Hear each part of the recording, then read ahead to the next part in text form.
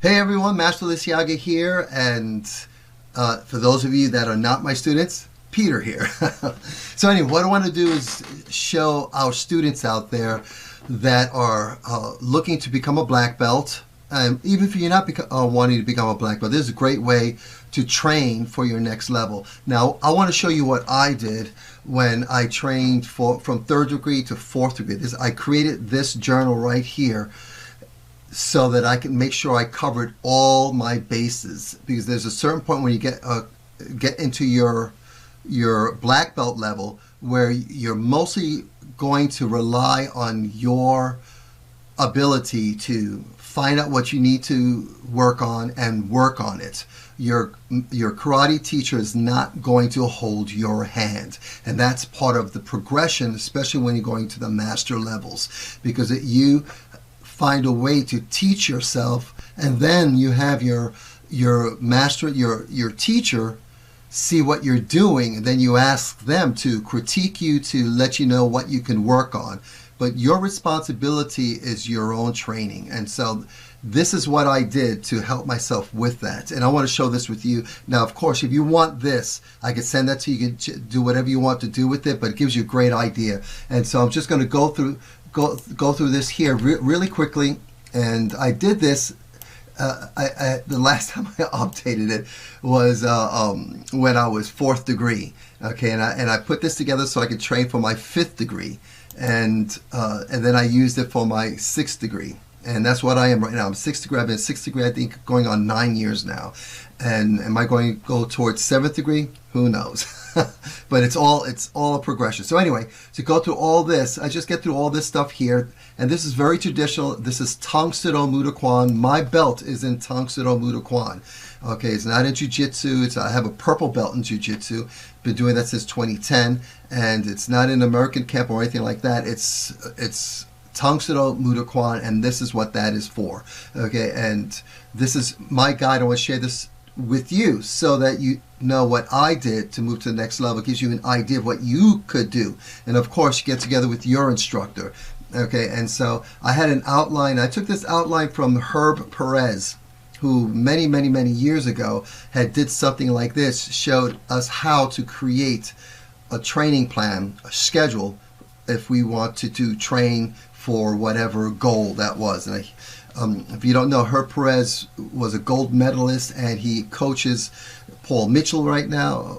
And so anyway, I think it's Paul Mitchell. Anyway, and so anyway, this is where I got this from him. Just as the outline, each day represented a certain level: heavy training, medium training, light training, medium training, heavy training. So the idea behind that is that you don't go heavy every single time. You don't go hard all the time. Sometimes you'll go hard. Sometimes you go medium level. Sometimes you go light. I do that in weeks. I'm 65 years old, so I don't go heavy any one day. I might go heavy in the beginning of the week and then light for the rest of the week, or I might go light for the whole week and finish off with a heavy training session.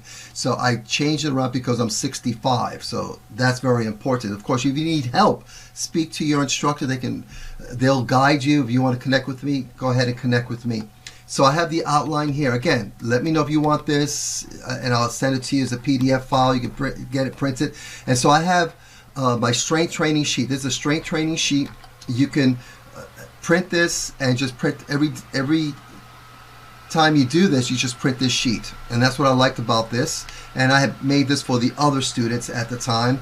Day one, and each day I would do something different. This way I knew within the week I went through everything that I needed to go through to prepare for my next level. And this is whether I was third degree, fourth degree, fifth degree, or sixth degree. The only thing that we did in Tang Soo Do Muda Kwan, when you went to the next level, you just got really better at this, mastering this, and then you would probably be given a form or two, a new form or two to work on.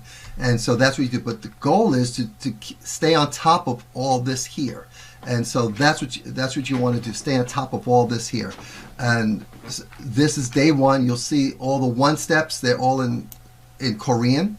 Go through that 10 times right across. I do 10 times right across, and I'll just mark it up. I'll do a one step, then check 1. I do another 1 set, check 1. Same thing with the strength training. When I go to the strength training here, whatever I decide what exercises, like for example, if I'm going to do squats, I'll do 5 sets of X amount of squats. So let's say I'll do 20 squats, 5 sets of 20 squats, and when I do the 20, I just check it off. And the weight, it'll be body weight unless I use a 25-pound dumbbell or weight, I add that. So very, very, very easy. Make sure you keep the strength training, and also you'll see at the top there the cardio right on top here. Cardio training, no matter what it is. Again, you can talk to your instructor about that. So each day, this day 2, works on a different technique, and these techniques are based on the requirements for Tung Soo Do Muda Kwan, as we did it at Donato Karate Center, and we did this up until, let's say, recently,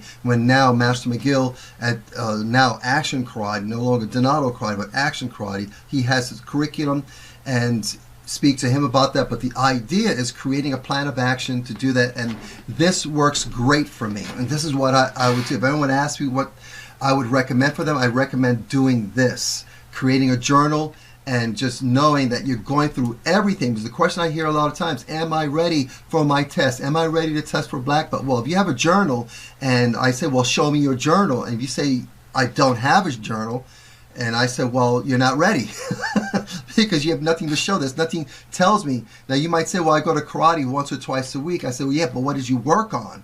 You have to know that you worked on something, because if you knew that you were working on stuff, you would know whether you were ready or not. So this lets you know you're ready. That's how I know when I'm ready. I know I worked on this stuff. So that's why this is so important. And I wanted to share that with you guys, because this is going to help you guys out. And it's very, very easy. See, that's it.